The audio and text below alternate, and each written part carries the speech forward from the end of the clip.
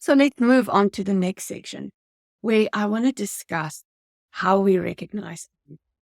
I've worked with many teams, and sometimes they have been so exposed to queries. And if you think about a person taking 60 calls a day, most people don't phone a contact center because they want to say, hey, I just want to wish you a happy birthday, or I just love you to wish you a nice day. Usually people phone when they're stuck, or they phone when they've got a problem, or they phone when they've tried many other things. And by the time they get through to you, they might be already quite agitated and annoyed, but not every call is a complaint. So it's really important to pay attention to if someone's calling or if I'm serving someone face to face, I want to listen to their tone of voice. What is their tone of voice? Can I hear in their tone of voice what their current emotional state is? When I'm with the person, I want to look at facial expressions. I want to look at body language. I want to look at physical proximity. When people get angry, sometimes they actually come closer to you. In the animal kingdom, we know that the birds puff up their feathers when they want to appear bigger, when they are threatened, when they want to scare the other bird. And we want to listen for language, right? The language that people use. There's this movement around non-violent language now. I'm a person that uses a lot of power language, right? I also use a lot of unacceptable language, right? And sometimes people are very expressive. So you want to listen to the tone, the loudness of voice. Then, interesting, when we move on to email and text and WhatsApp, we want to also look at tone of voice because you can look at the words people use. You want to look for capitalization. You want to look for special characters.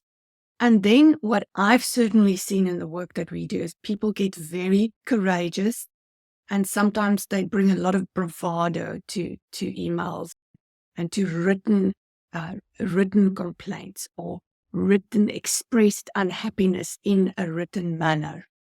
And people tend to threaten a lot. Like, I'm going to escalate this to your CEO. I'm going to go to the newspapers. I'm going to put this on social media.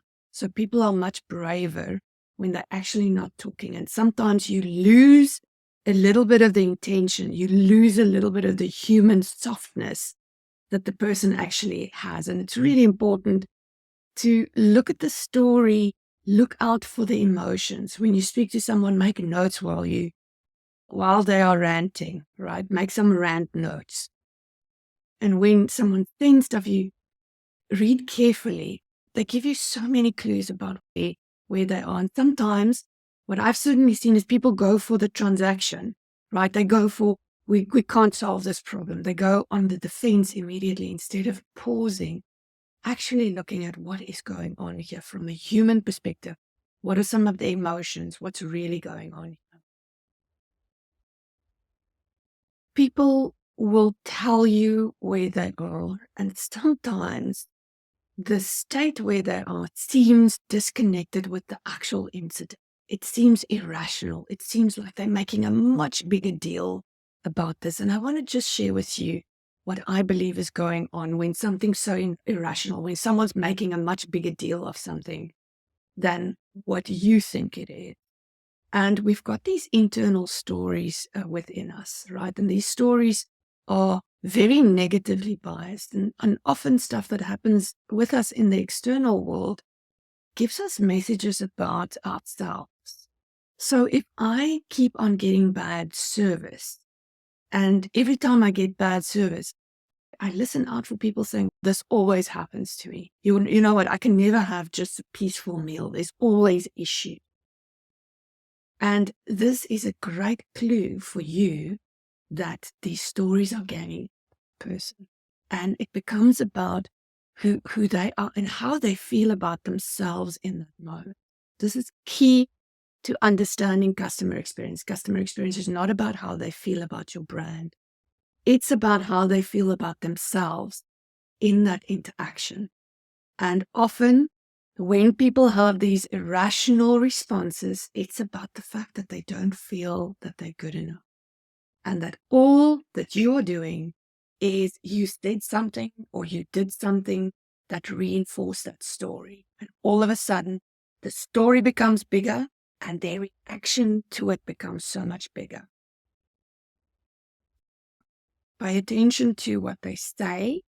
And if they use these exaggerations, you people always do this to me. I can never get good service. Then you know it's not just your story.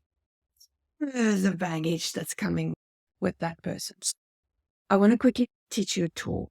So I love using things from the medical fraternity, right? If someone runs into an emergency room at a hospital, they can't just deal with that person immediately because they might also already have a room full of people. So they do something called a triage, and they look at, is this patient breathing? Is this patient bleeding? Do I need to pull a doctor immediately? Are we facing death in the next few minutes? Or can we pause this and just deal with the urgent cases? So this is a level of urgency that gets assigned through the triage, and they use a color system: red, orange, red, amber, and green. And this is great if you develop this into your own triage model to say, if I'm a bank and I have a customer standing in a queue that cannot use their card, there's something massively wrong with their card, right? They got some people standing behind them and they need to transact now. That I would consider as an amber going onto a red, and you want to sort that out immediately. The shame that gets involved when someone stands in the queue and they can't pay for something, or they're at a restaurant and they can't pay a meal and there's some kind of a fraud flag on their card. Those things you want to sort out immediately. Listen, if it's someone annoyed that they haven't been able to change their address, you deal with that annoyance, right? But it's not an emergency. It's not like they cannot transact. So the triage model works really well, and I invite you, go and adapt that for your environment so that your people are empowered to understand what level of urgency do they need to give this. Do they need a specialist on this case? And how can they really meet the customer's expectations?